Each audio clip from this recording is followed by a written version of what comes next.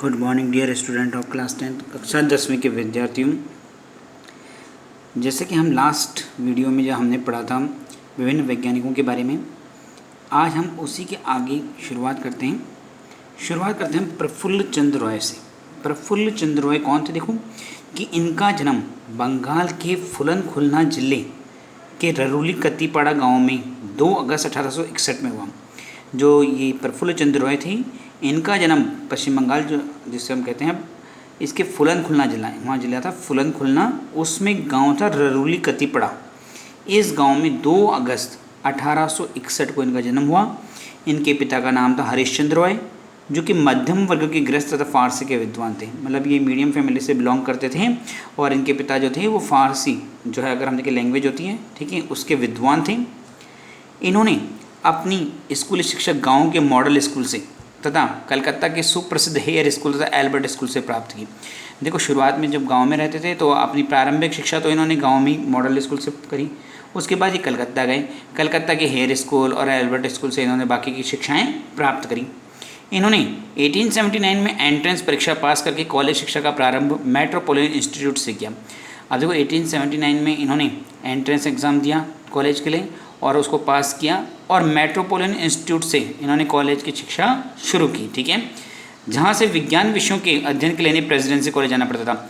अब देखो metropolitan institute जो है जहाँ पर इन्होंने पढ़ाई करनी शुरू की थी, वहाँ पर विज्ञान जैसे सब्जेक्ट के लिए प्रैक्टिकल के लिए, ठीक है, जो साधन नहीं थे और विज्ञान विषय की पढ़ाई भी नहीं होती थी, तो विज्ञान विषय की पढ़ाई करने के लिए इनको प्रेसिडेंसी कॉलेज जाना पड़ता था, ठीक है। इसके बाद देखो गिलक्रिस्ट छात्रवृत्ति प्रतियोगिता परीक्षा हुई 1882 में और इस परीक्षा में ये सफल हुए, उत्तीर्ण हुए और उसके बाद ये वहाँ से कहाँ चले गए? एडिनबरा यूनिवर्सिटी, विदेश में चले गए, ठीक है।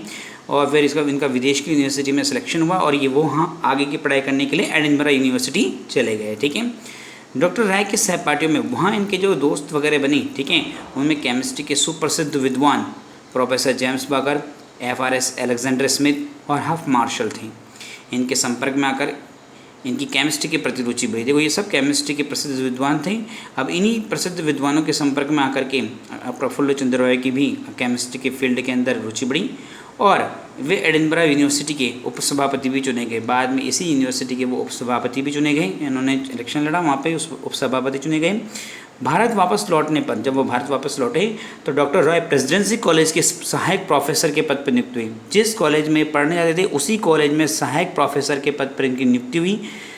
और जब उन्होंने देखा कि उनसे कम योग्यता वाले अंग्रेज उनसे ऊंचे पद पर थे और अधिक वेतन पर नियुक्त हुए थे, ठीक है, तो इस बात का डॉक्टर राय ने उस अन्याय के प्रति तत्कालीन शिक्षा विभाग के अंग्रेज डायरेक्टर, जो उस समय शिक्षा विभाग के अंग्रेज डायरेक्टर थे, उनसे इसका विरोध किया।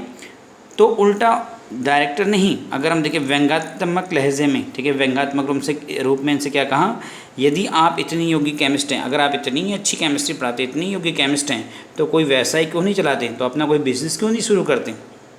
अंग्रेज अधिकारी की के व्यंग्यात्मक शब्दों का ही प्रभाव था कि राय ने 1892 में, अगर हम बात करें, 800 रुपये की अल्प पूंजी में विलायती प्रकार से औषधियाँ बनाने के लिए Bengal chemical and pharmaceutical works का कार्य प्रारंभ किया।